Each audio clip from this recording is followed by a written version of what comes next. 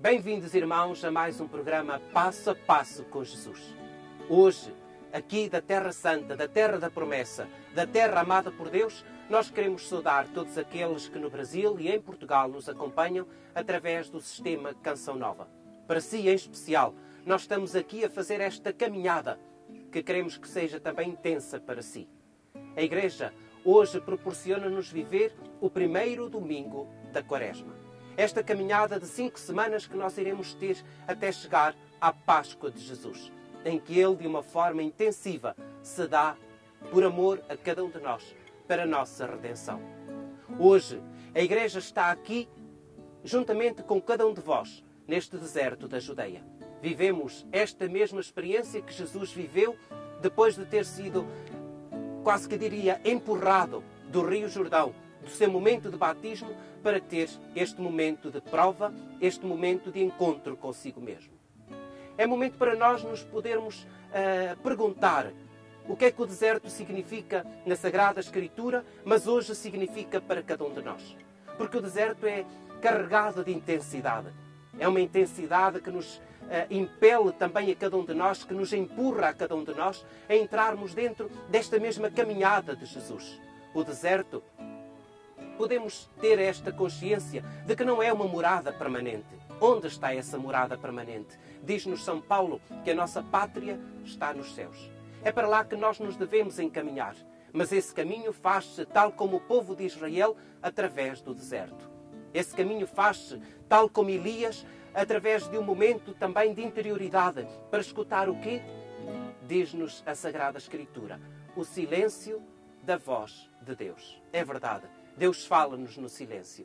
E é aqui, neste deserto, que nós vimos encontrar esse silêncio, um silêncio que deve ser interior e que nos deve convidar a nós entrarmos numa interioridade forte para fazermos esta caminhada.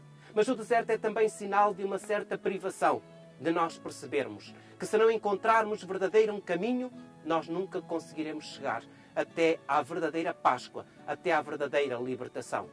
Por isso, no deserto, nós precisamos de um guia, de um mestre, de alguém que nos possa conduzir.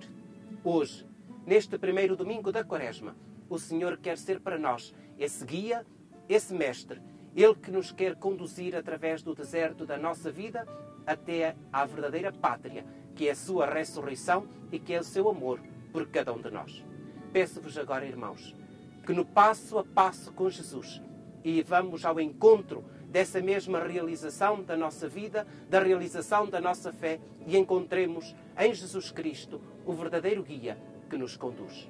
Acompanhai-me neste caminho.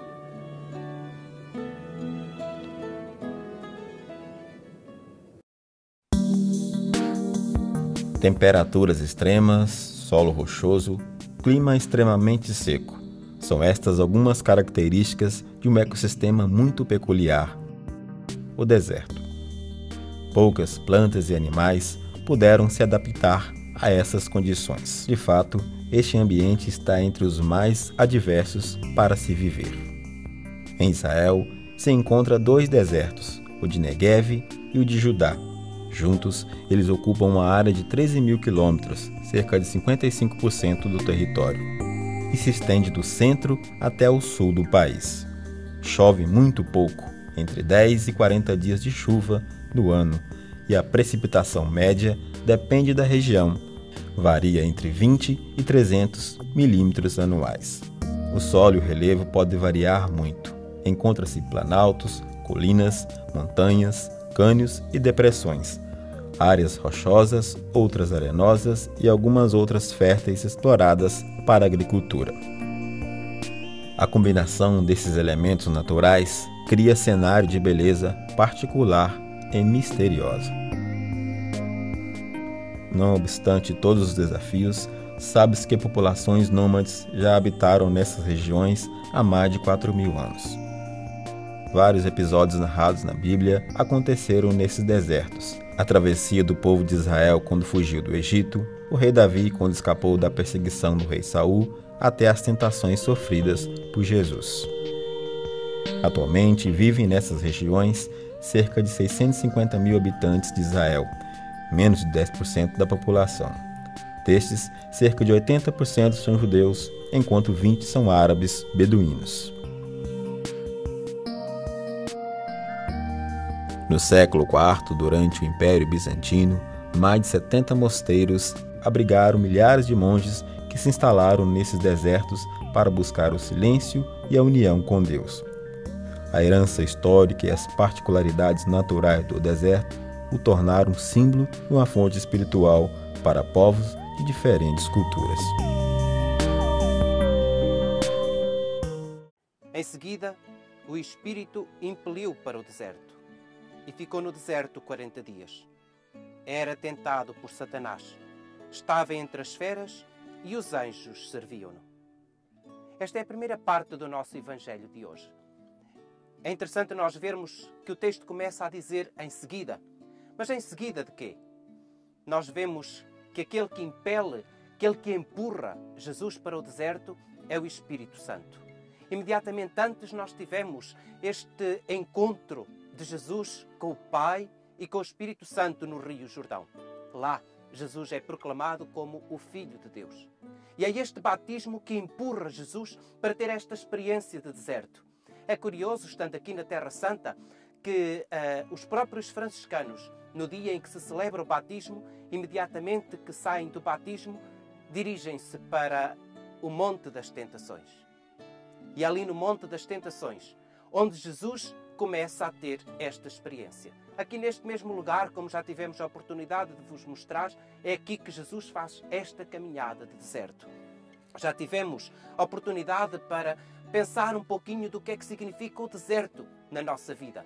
O deserto tem esta carga teológica, não tanto como um lugar geográfico, que é verdade, tem as suas privações, tem a aridez, tem esta experiência de alguém que passa por o não ter nada à sua volta para se encontrar com o essencial.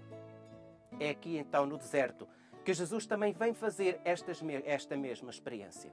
Se nós escutarmos bem o texto, Marcos não se prende com aqueles aspectos com que Lucas e com que Mateus se prendem, em dizer quais foram as tentações de Jesus. Marcos tem um outro sentido. Marcos quer apresentar Jesus como vivendo em constante tentação durante estes 40 dias. É verdade. 40 dias que são imagens de 40 anos que o povo passou no deserto. 40 dias que são imagens daqueles 40 dias que Moisés passou no Monte Sinai. 40 dias que são imagens daqueles 40 dias que Elias teve no Monte Sinai também, em que encontrou este silêncio e esta voz de Deus. Então podemos dizer que estes 40 dias no deserto são toda uma vida, são toda uma geração. É toda a vida de Jesus que vive em constante tentação e é também a minha vida e a tua vida, que vive numa tentação constante e que nós temos de encontrar verdadeiramente um ponto para nos encontrarmos com este Senhor no caminho certo. Jesus é o guia que nos conduz. E conduz-nos precisamente para que nós não nos deixemos ir naquilo que são as areias movediças de um deserto, em que nós não nos deixemos afundar, em que nós não vivamos uma vida sem sentido, em que nós não consigamos encontrar felicidade em nada daquilo que nos acontece na nossa vida. Porque no deserto da vida nós encontramos tantos momentos de desespero, tantos momentos em que nós precisamos de ser, quase que diria, recriados. E é verdade também que Marcos nos dá essa mesma ideia quando apresenta Jesus que era tentado durante 40 dias no deserto e vive no meio das feras, e os anjos o serviam. Se nós recordamos esta imagem das feras que vivem lado a lado com o homem, onde é que nós as encontramos? No momento da criação. No momento em que Adão e Eva, quando ainda não estavam no meio do pecado, viviam mergulhados no meio de toda uma imensidão de vivências com as feras e sentiam-se perfeitamente em segurança. Era precisamente a paz e a harmonia inicial da criação.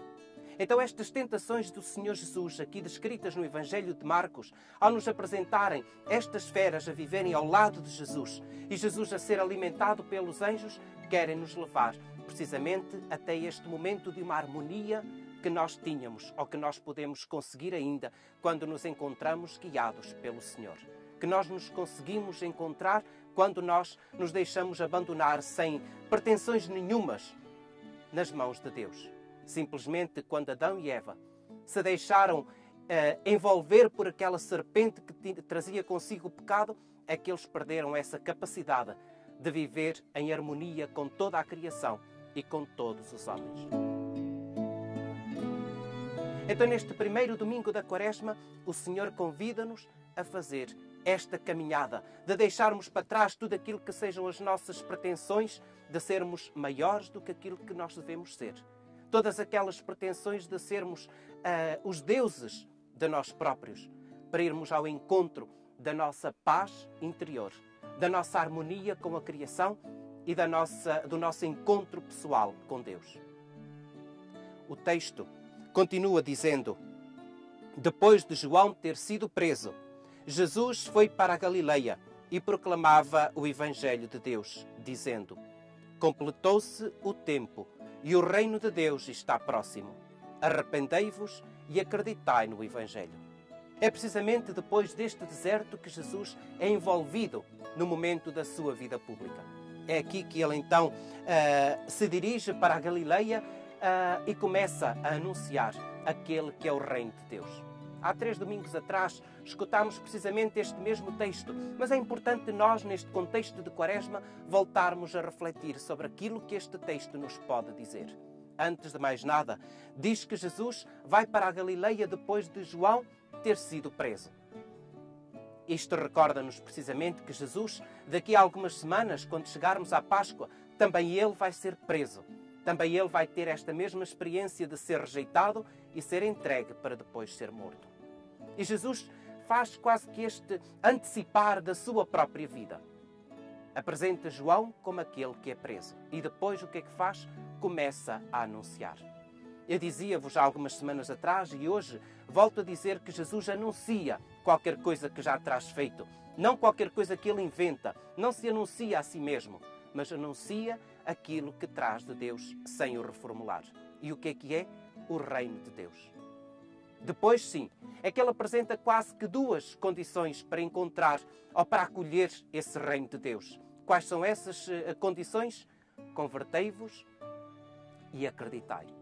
Eu dizia-vos algumas semanas atrás que este convertei-vos não é tanto um voltar a algumas práticas religiosas que nós temos porventura na nossa consciência, mas é acima de tudo uma metanoia, quer dizer uma mudança daquilo que nós pensamos, uma mudança na nossa forma de ser, uma mudança na nossa forma de pensar. Então, irmãos, ao fazermos este percurso de Quaresma, nós possamos também, depois de fazer da nossa vida um regressar até esta harmonia primordial que Jesus nos mostra através das suas tentações, encontrar também o caminho de acolher o reino de Deus. Como? Convertendo-nos e acreditando. Então, para vós, irmãos, hoje deixamos esta reflexão aqui do deserto da Judeia, envolvido no deserto da nossa vida, e que o Senhor nos possa acolher ao longo deste tempo da Quaresma, como nós queremos acolher a sua palavra. Para vós, deixo a bênção do Senhor Jesus. Que a Santa Quaresma que estamos a iniciar seja um tempo de verdadeira conversão e de adesão a Jesus Cristo. Para todos vós, a bênção de Deus Todo-Poderoso, Pai, Filho e Espírito Santo. Amém.